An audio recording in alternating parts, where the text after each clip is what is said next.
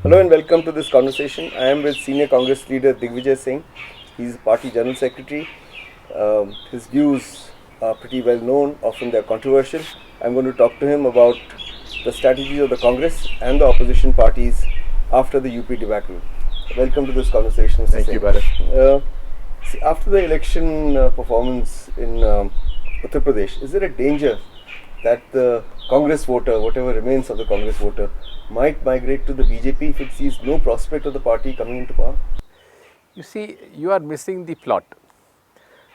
The whole country has been communally surcharged by a sustained campaign on the ground, off the ground, on social media.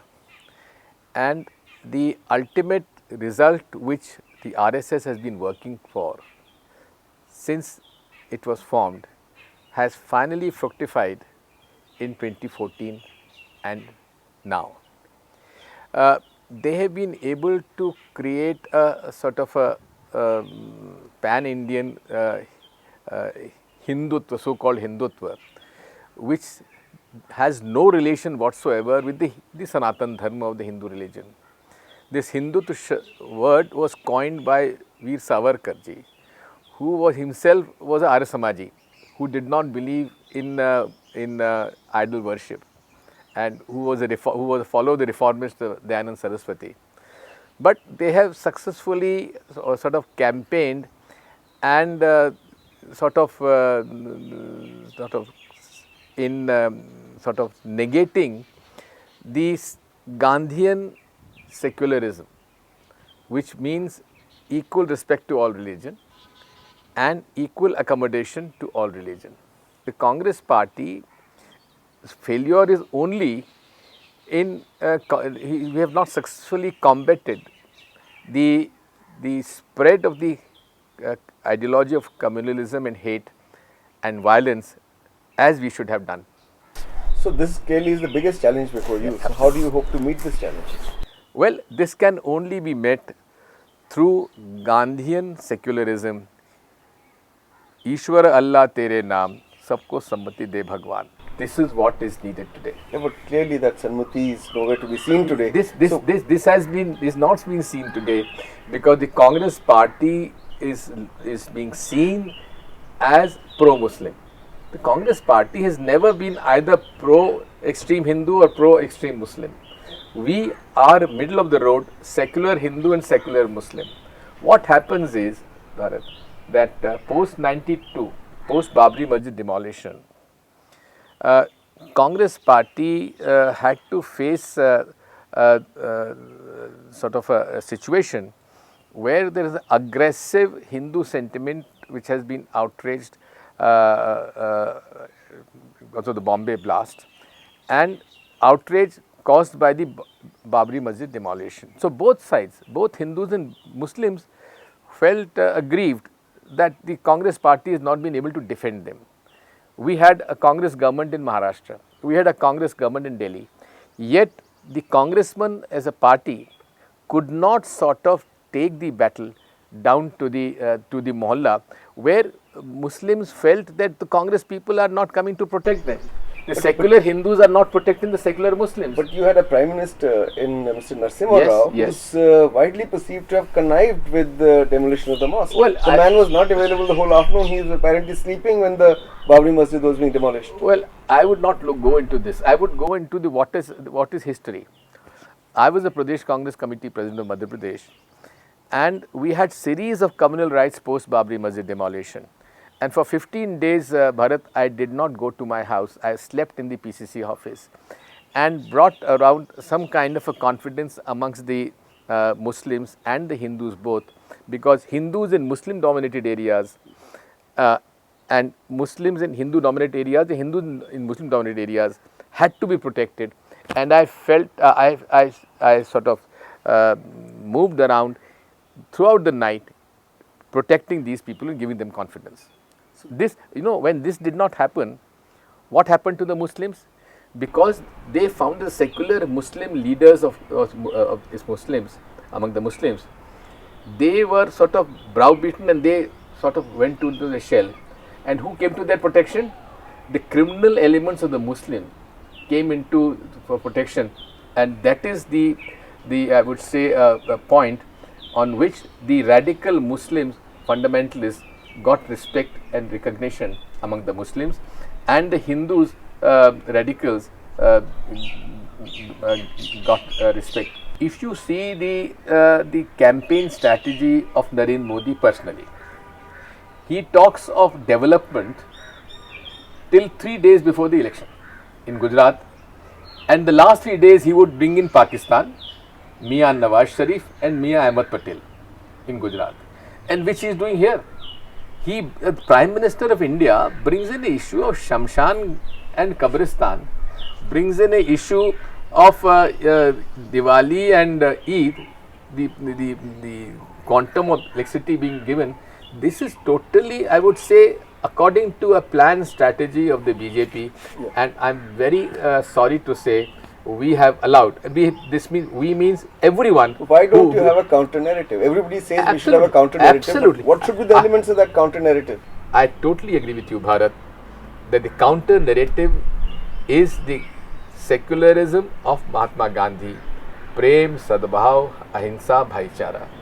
This is the counter narrative which Congress has successfully drove the Britishers outside and got independent, and this is the only narrative which can defeat the communal elements of Hindus and Muslims. How can this narrative then become the proactive narrative of the opposition, including the Congress, rather than reacting all the time to we don't have to react. Whatever the we don't have to react. Modi's saying. This development agenda stands exposed. Does Mr. Mahant Adityanath in any way sort of fit into the picture of development model of Gujarat, which Mr. Narendra Modi has been successfully able to sort of globally sell, market? Mahant Adityanath, if you see his statements, he's a rabid monk. He's a rabid monk, and also, one of my forefathers had become a follower of Nath Sampradaya. He is going against the very ethos of Guru Gorakhnath.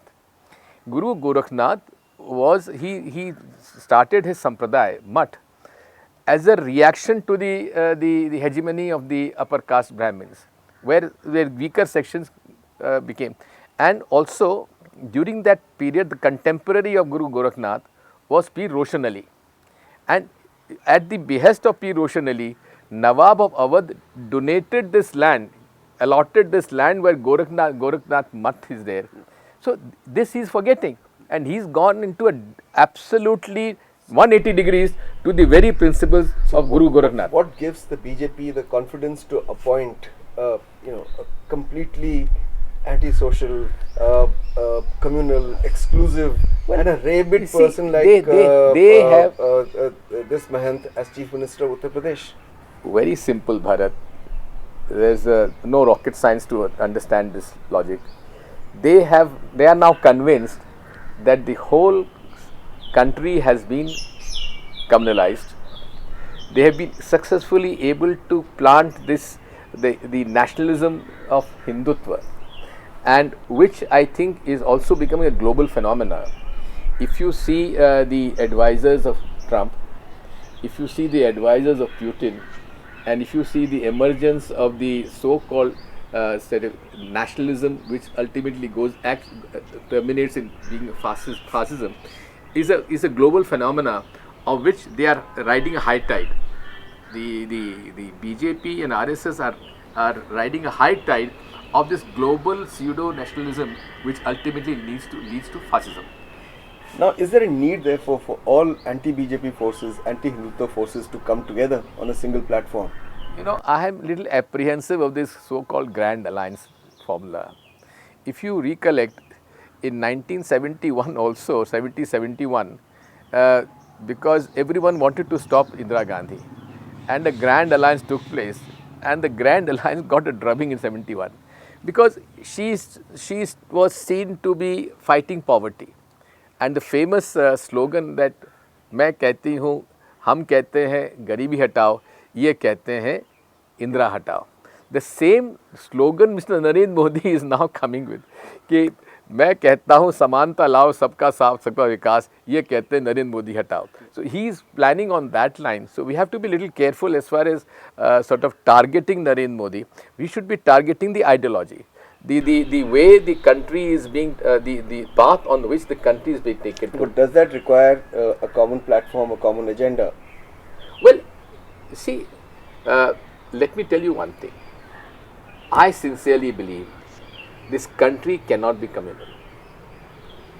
I see it as a failure of the Congress party and all those parties who believe in secularism. Now, secularism has become a dirty word for everywhere. What is secularism? It is spirit of accommodation, a liberal modern mind. Now, BJP wants to take us back in the 18th and the 19th century. What you should wear, what you should eat, whom should you go out with. Now, this is all is an issue. For example, I would say they have started this moral policing in UP. If the activists of BJP are going with police and acting as moral policemen, what will happen to the democracy in this country? So, it is scary, Bharat, but at the same time, it is a great challenge for all of us. And personally, I feel here is a great opportunity in adversity where Congress party can sort of bring the narrative back to Gandhian secularism. Okay, but you talked of the Grand Alliance. I didn't. I was talking of a common platform. Common platform and Grand Alliance is almost the same thing. No, I'm not saying that you fight elections together. Okay. But is there a need to fight elections together? What does your experience of UP tell you, where you had an alliance with Samajwadi Party? Was it good, bad? Was it too late in the day to form the alliance? Well, let me put it like this. 3 months back, we started a campaign that give us a chance. We were critical of the incumbent government. And after that, when there was a family feud in the family of Mr. Mulayam Singh Yadav, I am a great admirer of Mulayam Singh Yadav in the sense that he could keep the whole family Kunuba together with 30 people of his family holding posts across the state of UP. Give him full credit. But then this fight between the uncle and the nephew sort of weakened the Samajwadi Party to an extent where the lathi of Shivpal Yadav went one way and the human face of Yadavs represented by Akhilesh went the other way. So they were working against each other. Even in their home district, the uncle and the nephew were giving speeches against each other. The alliance, although on paper, on the ground, 17 places there were friendly fights. So people thought there was a confusion. Yeah. So I think also people thought, bhai theek hai, Narendra Modi ko, we have given him opportunity in Delhi, let's give them opportunity in now UP, and after that we will see. Okay. So you're saying it's not been a great experience for a variety of reasons. But what about Goa, where you could have formed an alliance after the elections? I'm very happy you have asked this question. In Goa, we had a clear mandate of 17 plus 1, 18 seats out of 40. And the guidelines, clear guidelines and Supreme Court judgment has been that in a fractured mandate, following steps have to be taken. Step number 1, call for the pre-poll alliance partners, invite them to form the government. If they fail, the second right of refusal goes to the single largest party. If they fail, then a post-poll alliance parties. These steps clearly represents the Sarkaria Commission guidelines and also take into account the mandate of the people. In a fractured mandate, who has the largest mandate? The single largest party.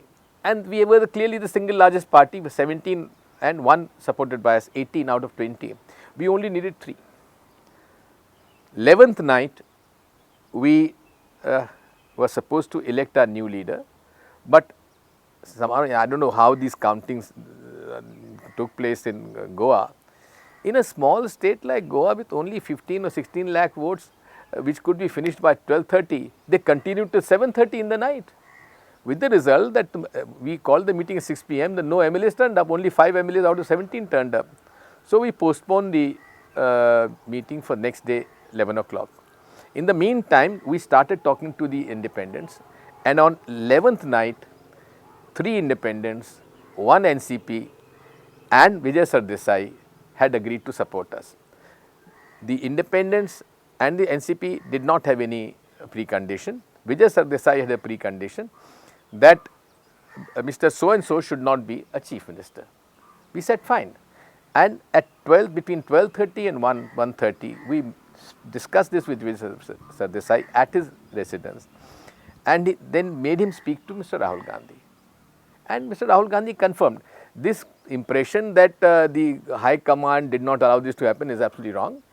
I must give credit to Mr. Rahul Gandhi that he had given a free hand to Mr. Venugopal and me to sort out these issues, and we had given free hand to our senior leaders. There, incidentally, 4 ex-chief ministers got elected on Congress ticket, and the 5th got elected as from NCP. So we had given them this task, and they were working on it, and they were assured. 11th, 12th night, between 4 a.m. to 7 a.m. in the morning, they operated.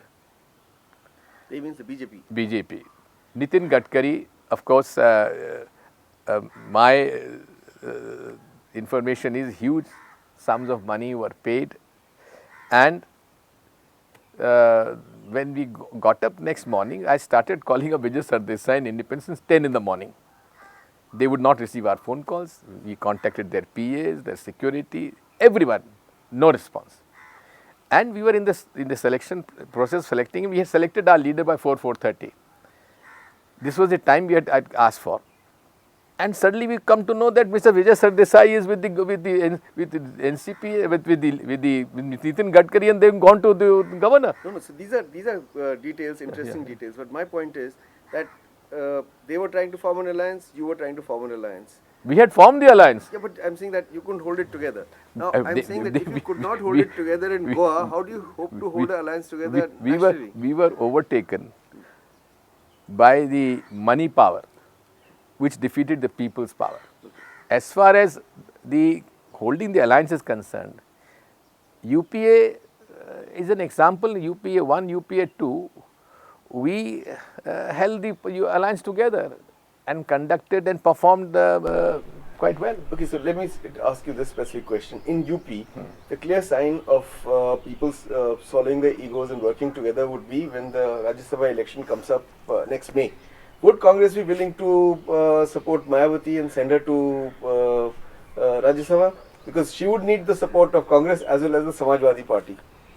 And well, on your own, neither you nor Samajwadi Party can come to Rajya Sabha. Out of all the people who are retiring from Uttar Pradesh, if anyone who must come to Rajya Sabha, it is Mayawati. So do you think so on a larger level then it will be possible for senior leaders and these big political parties to keep their egos on the back burner and say let's work together for 2019? Bharat, you have known me for a long time. I am one person who has never had ego. And this I wasn't talking about your ego. One second, let me tell you. Narasimha Rao ji once asked me, how do you manage all these senior leaders in Madhya Pradesh, Digvijay? I said, sir, I have no ego and I look after their interests. So therefore, in politics, a person who's got an ego is always at a disadvantage. So we must also understand the ground realities and lock up our egos in our at home. Okay, very good. Now, my last question to you, is politics only about arithmetic? Because there's a report today that the BJP has gone to the RSS and said that these people, the opposition parties, are going to come together. And if you even take the case of UP, BJP all told has only 42% of the vote. The rest is with the non-BJP opposition. That if they come together nationally, what do we do? Work out a strategy. Now, that's arithmetic. But is politics about arithmetic? It's also about people's real issues. And if it is about people's real issues, then where is the Congress in people's movements today, whether it is fight over water, land, forests, eviction, displacement? Where are the other big political parties which want to rule India in these people's movements? You see, there are clearly three distinct political ideologies in Indian politics: communism, Gandhian socialist secularism, and RSS right wing religious fanaticism, and economically also right wing. Although Mr. Narendra Modi has been slightly trying to shift its course and bring it either middle of the road or left of center. But even as a chief minister, and even as a prime minister, they have burdened the poor or the deprived who don't pay taxes by levying 50,000 crores of taxes in the last 3 years, and given relief about 30,000 crores to the taxpayers, which shows the tilt on which side the BJP is. So we have to sort of fight on the issues of principle, on the issues of ideology. We stand for poor, we are pro farmer, we are pro, I would say, forest dwellers, we are pro scheduled castes and scheduled tribes. Even the scheduled caste, scheduled tribes, you know, the narrative has changed. They have moved up the ladder into the middle class. So they have middle class aspirations. You can't sort of tempt it, we'll give you land and we'll give you 1 kilo rice and 1 kilo, 2 kilos wheat. They want share in power. They want share in authority. They want they want good education. They want jobs. And this is exactly what BJP is denying them. If you see the Central University issue of Andhra Pradesh is concerned, where Vemula has been targeted. Here the JNU people, they are being targeted. The new UGC guidelines has been changed, in which all the students coming from weaker sections and deprived areas, they will be out of the PhD and MPhil. They have reduced the seats from 970 to 102. So it is the mindset of the BJP which has to be challenged and taken to the people and proved to them that Hindu is a mask. Ultimate their thing is to capture power and help the haves against the have-nots.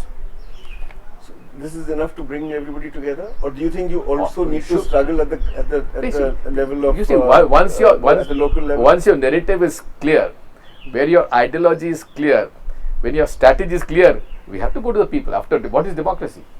Is the narrative clear for the Congress? Absolutely, yes. Is it clear for the opposition as a whole? Absolutely, I hope so. Okay, thank you very much. Thank you, Digvijaya Singh, for talking to us. God bless you. That's all we have for you today. We'll be back again next week with another personality. Till then, goodbye.